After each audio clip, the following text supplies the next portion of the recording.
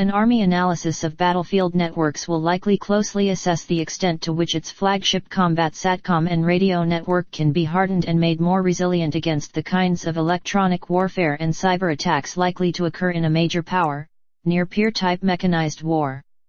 The Army's mobile Satcom and high-bandwidth communications network, Warfighter Information Network Inc. 2, has been fielded to at least 16 Brigade Combat Teams and has performed well in combat during ongoing ground wars.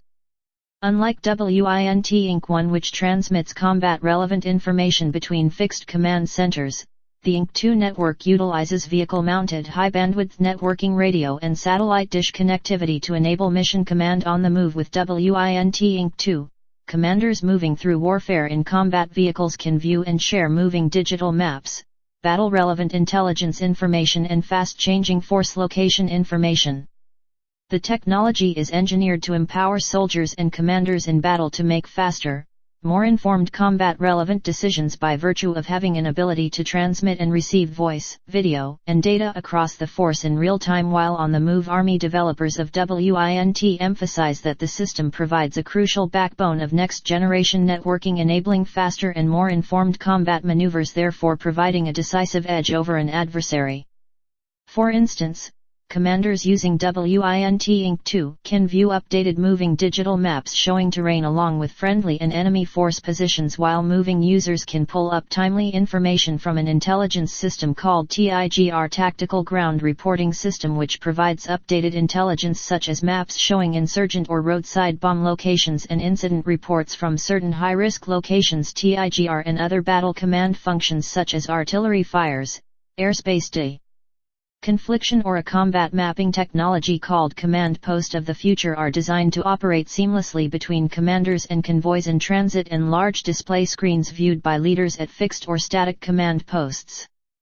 WINT Inc. 2 is also described as a self-healing network able to transition from radio to Satcom nodes as needed, depending upon line of sight, RF connectivity, terrain or bandwidth dynamics. Inc. 2 is especially relevant because it is designed to extend the reach of the network from brigade to battalion and even company level to further ensure cross-force connectivity.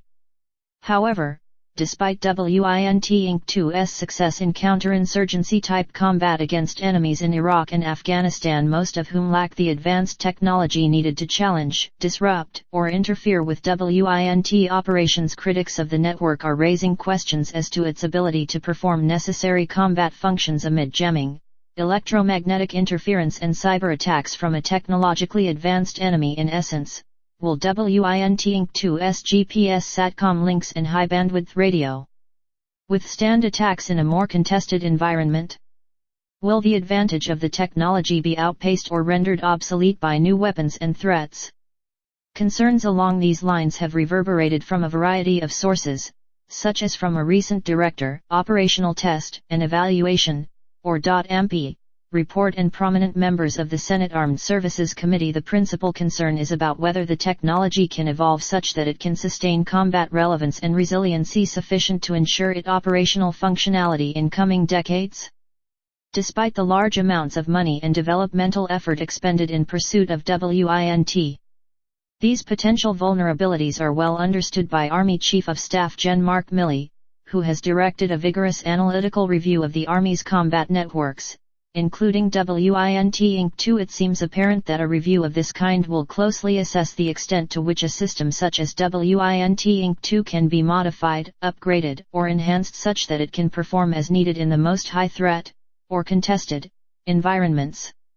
For instance, much is known about the anti-satellite weapons now in development by potential near-peer adversaries, and the fast pace of technological change makes GPS connectivity and assured or protected communications networks more challenged and vulnerable. All of the U.S. military services are sharply focused upon harnessing emerging technologies able to enable precision, navigation, and timing in a GPS-denied environment where Satcom is attacked and rendered inoperable. Also, in a commensurate effort, the Pentagon is also taking great measures to harden or increase information assurance for GPS connections themselves. Accordingly, it is conceivable that Satcom connections will quickly become more resilient to hacking and electronic attacks. Nonetheless, when assessing this phenomenon with a mind to WINT, it raises the question as to what would happen in a combat scenario if GPS were destroyed and the WINT network was left to function purely through a terrestrial, ad hoc network of software programmable radios. This question has found a permanent resting place in the minds of WINT Inc. 2 developers at General Dynamics Mission Systems, who are quick to acknowledge the perils of a fast-changing, modern threat landscape.